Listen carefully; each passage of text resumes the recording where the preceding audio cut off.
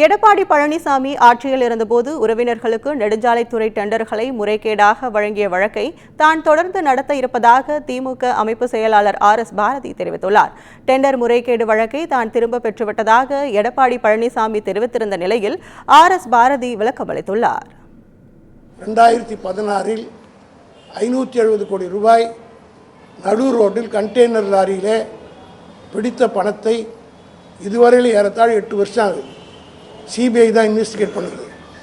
நாங்கள் சென்னை உயர்நீதிமன்றத்தில் வழக்கு போட்டபோது சிபிஐ இன்வெஸ்டிகேஷன் ஆர்டர் ஆச்சு. சிபிஐ இடத்துல நேரடியாக போய் நாங்கள் டெல்லியில் கேட்டோம்.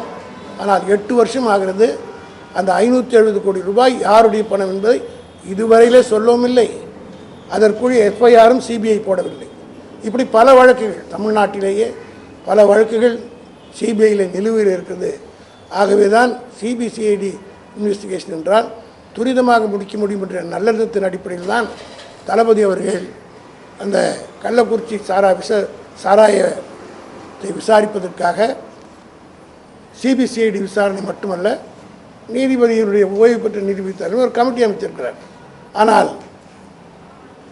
எடப்பாடி அவர்கள் சிபிஐ என்று திருப்பி கேட்கிறார். கேட்டால் நாங்கள் சிபிஐ இந்த காவல்துறை மீது நம்பிக்கை இல்லை என்று சொல்கிறார். இதே காவல்துறை இப்போ சொல்கிறார் இல்லையா, எடப்பாடி நேற்றுக்கு நான் ஒன்றுமே வழக்கு தொடர்ந்த நான் வழக்கை வாபஸ் பெற்றேன்னு ஒரு பச்சை பொய்யை சொல்கிறார்.